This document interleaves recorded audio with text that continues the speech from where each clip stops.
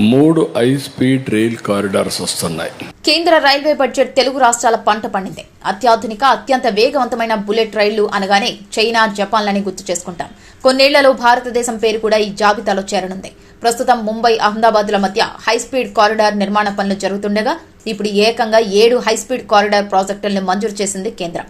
7 high speed రైలు కారిడార్లలో 3 ఇక్కడి నుంచే ప్రారంభం కానుంది.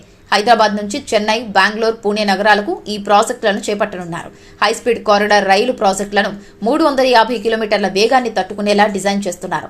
ఇందులో రైళ్ల ఆపరేషనల్ స్పీడ్ను గంటకు 320 కిలోమీటర్లుగా నిర్ణయించారు. ప్రస్తుతం హైదరాబాద్ నుంచి బెంగళూరు, చెన్నై, పూణే నగరాలకు రైల్లో చేరుకునేందుకు 12 నుండి 15 గంటల సమయం పడుతుండగా హైస్పీడ్ కారిడార్ కార్యరూపం దాలిస్తే 3 నుంచి 3.5 గంటల్లోనే వెళ్లవచ్చు. హైస్పీడ్ కారిడార్లో గరిష్ట వేగం 350 కిలోమీటర్లు ఉన్నప్పటికీ మలుపులు, స్టాపేజీలు వంటి అంశాలని పరిగణలోకి తీసుకుంటే సగటు వేగం గంటకు 200 నుంచి 250 కిలోమీటర్లు ఉండే అవకాశాలున్నాయి.